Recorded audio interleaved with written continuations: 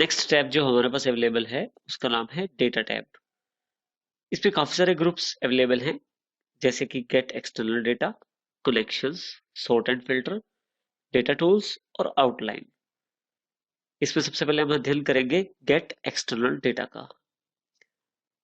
हम इस वक्त एक्सेल में काम कर रहे हैं, लेकिन इसके अतिरिक्त अगर हमें किसी दूसरे सॉफ्टवेयर से कुछ टेबल लेने हैं या जानकारी लेनी है तो वो भी हम ले सकते हैं गेट एक्सटर्नल डेटा ग्रुप की सहायता से। जैसे कि सबसे पहले हम इसमें डेटा ले सकते हैं फ्रॉम एक्सेस से। जैसे आप इस पे क्लिक करेंगे तो इसमें आप जो आपके पास टेबल बने हुए हैं एक्सेस में वो आप इसमें ले सकते हैं। जैसे कि मेरे पास मेरे डॉक्यूमेंट्स में एक टेबल बना हुआ है जो कि डेटाबेस वन के अंदर है। जैसे ही मैं इसको डेटाबेस वन को क्लिक करके ओपन करता हूं तो देखिए जो एक्सेस के अंदर जो ऑप्शन थे वो इसके साथ मिलके कुछ जानकारी मेरे से मांगेंगे, जैसे मुझे क्या इंपोर्ट करना है, जैसे कि टेबल, कोई रिपोर्ट पाइवट टेबल वाली, या पाइवट चार्ट है या पाइवट टेबल रिपोर्ट है, वो चीजें, और कहाँ इसे मुझे इंपोर्ट करना है ये भी जानकारी दे सकता हूँ। इसके अतिरिक्त इसे नई वर्कशीट पे भी लेके आ सकता हूँ, लेकिन अभी मैं एग्जिस्टिंग वर्कशीट पे ही ओके कर देता हूँ इसे। देखिए जो टेबल मेरे पास अवेलेबल था एक्सेस के अंदर वो टेबल अब मेरे पास एक्सेल के अंदर अवेलेबल हो गया है। इस तरह से मैं एक्सेस से डेटा इंपोर्ट कर सकता हूँ। दूसरा ऑप्शन मेरे पास अवेलेबल है फ्रॉम वेब से। मैं इंटरनेट से भी कुछ जानकारियां अपने पास यहाँ लेके आ सकता हूँ। उदाहरण के तौर पे जैसे मेरे पास याहू फाइनेंस के नाम से साइट है जिसमें से मैं कुछ जानकारी चाहता हूँ यहाँ से लेना। अब ये कुछ जानकारी अवेलेबल है यहाँ डेटा के रूप में। जैसे मैं कुछ जानकारी चाहता हूँ तो इस वेबसाइट से वो जानकारी लेना चाहता हूँ मैं, और मैं लेके जाना चाहता हूँ एक्सेल में। इसके लिए मुझे सबसे पहले एक्सेल के अंदर मैंने यहाँ क्लिक कर दिया जहां मैं जानकारी चाहता हूँ। फ्रॉम वेब पे क्लिक करेंगे।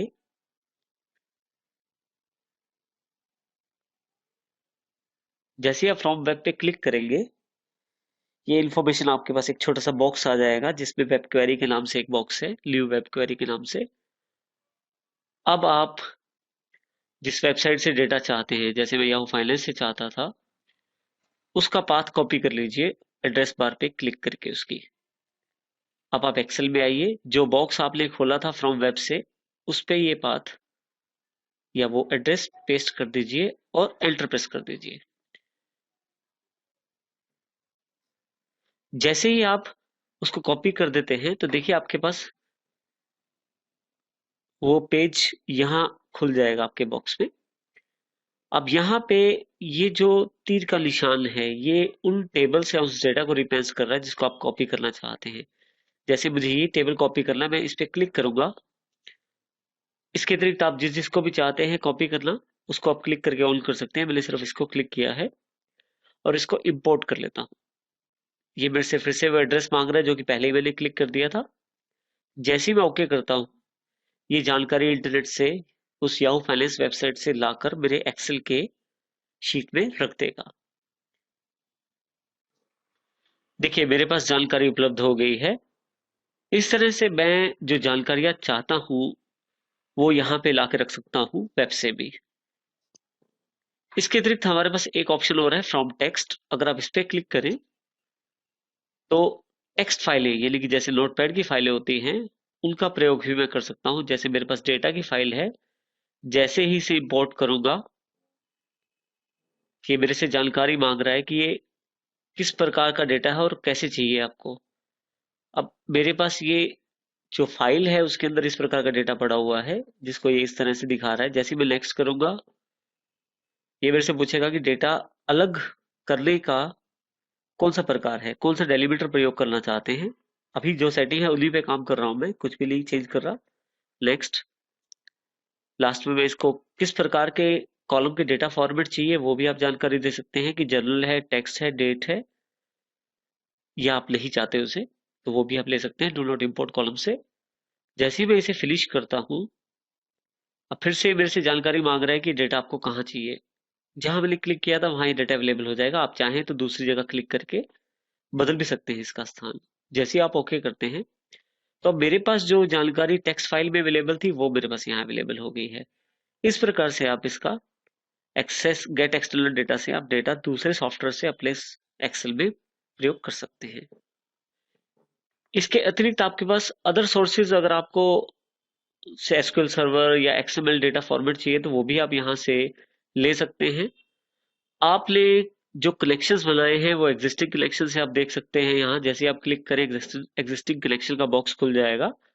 तो जो आपके कलेक्शंस अवेलेबल हैं वो आपको बता देगी यहाँ पे। अगला ग्रुप जो अवेलेबल है वो कलेक्शंस के रूप में है हमारे पास। इसमें सबसे पहला ऑप्शन है रिफ्रेश। Refresh all. यदि आप अपने जो डेटा कलेक्शंस आपने बनाए हैं और आप चाहते हैं कि उसे रिफ्रेश कर दिया जाए तो वो भी आप रिफ्रेश कर सकते हैं। या रिफ्रेश ऑल पे क्लिक करें। जैसे आप क्लिक करते हैं यहाँ पे तो ये आपसे पूछेगा कि यदि आपने कोई डेटा कलेक्शन टेक्स्ट फाइल से बनाया है तो text file import text file दोबारा आपसे इंपोर्ट करवाएगा। मैं डेटा इंपोर्ट दोबारा कर देता हूँ। इसके अतिरिक्त यहाँ नीचे देखें रनिंग बैकग्राउंड क्वेरी। क्योंकि हमारे पास याहू फाइनेंस से कुछ डेटा था ये उसको अपडेट करना चाहता है तो ये उसको अपडेट करने की कोशिश कर रहा है। क्योंकि इस वक्त ये सभी जितने भी हमारे पास डेटा का पार्ट था जितना भी हमारे पास एक्सेल में कलेक्शन थे सबको अपडेट कर रहा था। ये देखिए इसने अपडेट कर दिया इस वाले डेटा को। इस तरह से ये वाला डेटा क्योंकि इसमें कुछ चेंजेस नहीं हुआ तो इसलिए इसमें कुछ चेंजेस नहीं दिखाया गया। इस प्रकार से रिफ्रेश करके आप अपने डेटा को या अपने कलेक्शंस पे जो डेटा अवेलेबल है उसको भी रिफ्रेश कर सकते हैं। आप चाहें तो अपने कलेक्शंस देख सकते हैं जो आपने कलेक्शन बनाए हुए हैं। जैसे डेटा डेटाबेस वन और कलेक्शन के नाम से 3 कलेक्शन हमारे पास हैं। आप चाहें तो इनको ऐड या रिमूव भी कर सकते हैं। इसके अतिरिक्त इनकी प्रॉपर्टीज भी देख सकते हैं आप। जैसे मान लीजिए मैं कलेक्शन पे क्लिक करके जो कि याहू फाइनेंस से रिलेटेड है प्रॉपर्टीज पे जाता हूं तो यहां से मैं चाहता हूं कि ये हर 1 मिनट बाद रिफ्रेश होके मुझे नया डेटा दिखा दे। तो यहाँ 1 मिनट कर दूंगा और उसे ओके कर दूंगा। हर 1 मिनट बाद मुझे डेटा रिफ्रेश होके यहाँ मिल जाएगा। इस प्रकार से मैं चाहता हूँ कोई कनेक्शन नहीं चाहिए तो उसको यहाँ से रिमूव भी कर सकता हूँ। इस प्रकार से आप इसका प्रयोग कर सकते हैं कलेक्शंस का। आप चाहें तो प्रॉपर्टीज का प्रयोग करने के लिए जैसे मैं यहाँ क्लिक कर लेता हूँ जिस एरिया या जो डेटा आपका पड़ा है उसकी प्रॉपर्टीज पे जैसे ही क्लिक करता हूँ तो बिल्कुल वही ऑप्शन खुल जाएंगे जो आपके प्रॉपर्टीज से वहां से आपको कनेक्शन में से मिले थे। आप इसका प्रयोग प्रॉपर्टीज चेंज करने के लिए कर सकते हैं। नेक्स्ट ग्रुप जो हमारे पास अवेलेबल है वो है सॉर्ट एंड फिल्टर के रूप में। इसमें हमारे पास सॉर्टिंग की कमांड्स हैं और फिल्टर की कमांड्स हैं जिसमें सबसे ज्यादा इंपॉर्टेंट है एडवांस फिल्टर की कमांड्स। यदि हम देखें तो हमारे पास एक टेबल है जिसमें स्टेट आइटम सेल और डिलीवरी नाम की 4 फील्ड्स हैं। ये अलग अलग स्टेट्स हैं जैसे दिल्ली हरियाणा और पंजाब जिनको 3 अलग अलग आइटमें बेची जाती हैं ऑयल शुगर और घी जो कि हर एक स्टेट में बिक रही है। उनकी सेल कितनी है ये भी जानकारी दी गई है और साथ में क्या उनकी डिलीवरी हो गई है या नहीं हुई वो जानकारी भी दी गई है। देखिए अगर मैं इसको सिलेक्ट कर लेता हूं तो मेरे पास ऑप्शन है सॉर्ट का। जैसे ही सॉर्ट पे क्लिक करता हूं अल्फाबेटिकली मेरे पास टेबल सॉर्ट हो जाएगा। अब यदि आप असेंडिंग ऑर्डर में सॉर्ट करना चाहते हैं तो ए टू जेड और डिसेंडिंग ऑर्डर में जेड टू ए कर दीजिए। देखिए यहाँ से सॉर्टिंग ऑर्डर चेंज हो जाएगा। अगर आप इसके अतिरिक्त ऑप्शन चाहते हैं आप इस पे सॉर्ट पे क्लिक कीजिए तो आपके पास काफी सारी ऑप्शन अवेलेबल हो जाएगी। जैसे कि सॉर्ट बाय किसके अनुसार आप सॉर्ट करना चाहते हैं। मान लीजिए यहाँ मैं आइटम के अनुसार सॉर्ट करना चाहता हूँ। सॉर्ट किसको करना है मैं यहाँ चाहता हूँ वैल्यूज को ही सॉर्ट करना। ऑर्डर क्या हो अल्फाबेटिकली जेड टू ए या ए टू जेड हो। जैसे आप इसे ओके करेंगे उसके अनुसार ये सॉर्ट हो जाएगा। इस प्रकार से आप सॉर्ट बॉक्स का ऑप्शन का प्रयोग कर सकते हैं। इसके अतिरिक्त आप इसमें चाहे तो ऐड लेवल चूज कर सकते हैं। यानी कि अगर आप चाहते हैं एक चीज सॉर्ट हो जाए तो उसके आधार पर दूसरी चीज भी सॉर्ट की जाए तो डेल बाय का ऑप्शन आपके पास अवेलेबल हो जाएगा। यहां से मैं चाहता हूं जब ये सॉर्ट हो जाए आइटम के अनुसार तो फिर सेल के अनुसार सॉर्ट हो। सेल में भी मैं स्मॉलेस्ट टू लार्जेस्ट चाहता हूँ सॉर्टिंग। जैसे ओके करता हूँ यहाँ पे, तो फिर से अब देखिए, सबसे पहले आइटम के अनुसार सॉर्टिंग हुई, फिर उसके अनुसार सेल के अनुसार, सबसे छोटी सेल पहले, फिर बड़ी सेल, उससे बाद फिर से बड़ी सेल। इस तरह से ऑयल में भी इस प्रकार से आप इस सॉर्ट का प्रयोग कर सकते हैं। देखिए, इसको मैंने फिर से सिंपल सॉर्ट कर दिया है, जिसमें मेरे पास ये स्टेट वाइज सॉर्ट हो गया है डेटा। अब मैं इस पे, हमारे पास एक ऑप्शन और है, फिल्टर लगा सकता हूँ। फिल्टर का प्रयोग आप एक तरह से डेटा को छानने के लिए कर सकते हैं। जो आपको डेटा मुख्य चुनना चाहते हैं उसमें से, वो देखने के लिए कर सकते हैं। आप जैसे ही फिल्टर पे क्लिक करते हैं, सबसे ऊपर वाली रो में ड्रॉप डाउन बॉक्स अवेलेबल हो जाता है। अगर आप इस पे स्टेट पे क्लिक करें, जैसे देखें, तो इसमें काफी सारे ऑप्शंस अवेलेबल हैं, जिसमें आप सॉर्ट भी दोबारा कर सकते हैं। इसके अतिरिक्त यहाँ नीचे सिलेक्ट ऑल या आइटम वाइज दिल्ली, हरियाणा, पंजाब का बॉक्सेस दिए गए हैं। मान लीजिए इसमें से पंजाब का डेटा मुझे नहीं देखना, आप इसको अनचेक कर दीजिए, और जैसे आप ओके करके हटेंगे, अब की बार केवल आप दिल्ली और हरियाणा का डेटा ही देख पाएंगे। दोबारा आप इस पे क्लिक करें, अब की बार पंजाब का देखना है लेकिन हरियाणा का डेटा नहीं देखना। जैसे आप ओके करेंगे, दिल्ली और पंजाब का देख सकते हैं, हरियाणा का डेटा इसमें नहीं है। इसी तरह से आइटम, अगर आप बीच में से ऑयल नहीं देखना चाहते, क्लिक कर दीजिए, उसको जैसे ही डीसेलेक्ट करते हैं तो ऑयल वाला डेटा हट जाएगा, बाकी डेटा आपको दिखाई दे जाएगा। इस तरह से आप जिस पे भी चाहें उस प्रकार आप उस डेटा को देख सकते हैं, और जो डेटा नहीं चाहिए आप उसको कुछ समय के लिए हटा भी सकते हैं, जो कि आपके सामने प्रदर्शित नहीं होगा। दोबारा आप चाहते हैं तो आप सिलेक्ट ऑल कर लीजिए, सारे ऑप्शन अवेलेबल हो जाएंगे। फिर से इसमें सिलेक्ट ऑल कर लीजिए, इसमें भी सारे ऑप्शन अवेलेबल हो जाएंगे। इस तरह से आप फिल्टर का प्रयोग अपने मनपसंद डेटा या आप जो जानकारी चाहते हैं उस डेटा के अनुसार उसको देख सकते हैं। फिल्टर अगर आप चाहते हैं नहीं लगाना, फिल्टर हटाना चाहते हैं, तो दोबारा क्लिक करते ही फिल्टर यहीं से ऑफ हो जाएगा। नेक्स्ट ऑप्शन जो हमारे पास अवेलेबल है वो है एडवांस फिल्टर के रूप में। कई बार ऐसी रिक्वायरमेंट हो सकती है कि आपको जो डेटा है उसमें से जानकारी अलग करके देख ली हो, या हो सकता है आप उसकी रिपोर्ट्स तैयार करना चाहें। और इसके अतिरिक्त भी एडवांस जो फिल्टर है काफी सारे ऑप्शंस अवेलेबल करवाता है। एडवांस फिल्टर को प्रयोग करने से पहले थोड़ी सी जानकारी आवश्यक है। जैसे हमारे पास ये जो टेबल है, इसकी जो पहली रो है उसको मैं यहाँ दोबारा से रिपीट कर रहा हूँ, लेकिन एड्रेस देके। अब यहाँ अगर क्लिक करें तो देखें, इसको इक्वल A1 किया गया है, ताकि सेम स्टेट के स्पेलिंग वहां भी अवेलेबल हो जाएं। इसी तरह से इसको B1, C1 और D1 किया गया है। यानी कि एक तरह से मैंने हेडर रो दोबारा वहां रख दी है, और बिल्कुल इसके रेफरेंस पे। यहाँ पे एडवांस फिल्टर लगाने के लिए मैं यहाँ अपने क्वेरी दे सकता हूँ, जिसके आधार पे मुझे जानकारी मिलेगी। इसके लिए मान लीजिए मैं चाहता हूँ केवल ऑयल के रिकॉर्ड दिखाए जाएं, जो आइटम है केवल उसमें ऑयल के रिकॉर्ड देखना चाहता हूँ। एडवांस फिल्टर पे क्लिक करूंगा। सबसे पहले मैं बताऊंगा रेंज मेरी कौन सी है। जो टेबल में है जिसमें से जानकारी चाहता हूँ, टेबल मैंने सिलेक्ट कर लिया।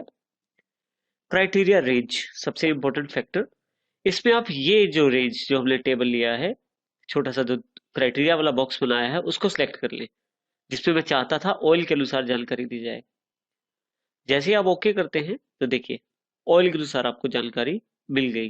जो मेन आपका टेबल था उसमें केवल ऑयल वाली फील्ड्स आपके पास अवेलेबल रह गई। मैं फिर से उसको सिंपल स्टेट में वापस ले आता हूँ टेबल को।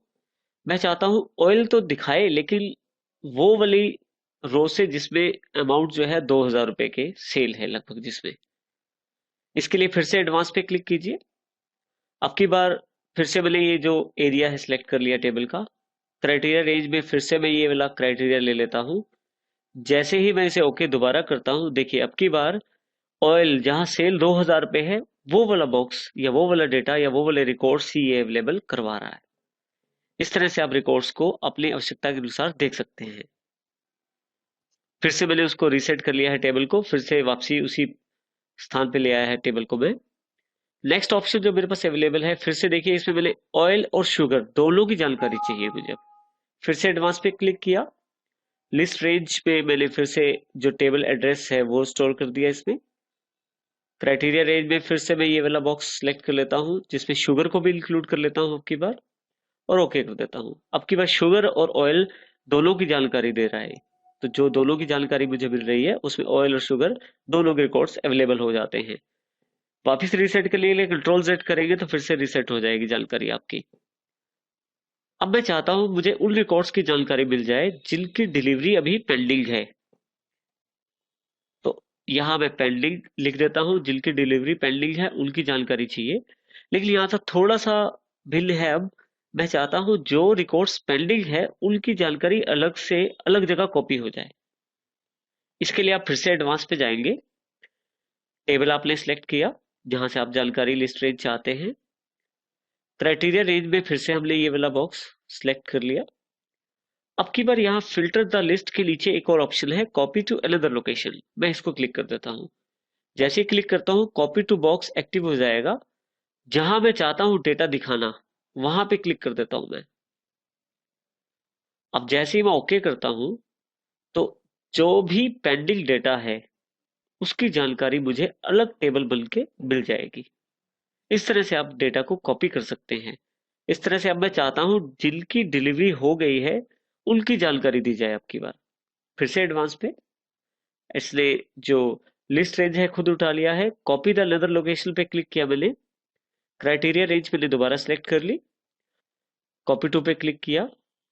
यहाँ पे जाता हूँ कॉपी टू रिकॉर्ड दिखाए। जैसे ही मैं ओके करता हूँ जो डिलीवरी हो चुकी है उनकी जानकारी का टेबल इसने अलग से बना दिया है। इस प्रकार से आप अपने डेटा को फिल्टर करके चेक कर सकते हैं, जानकारी ले सकते हैं और रिपोर्ट्स भी तैयार कर सकते हैं।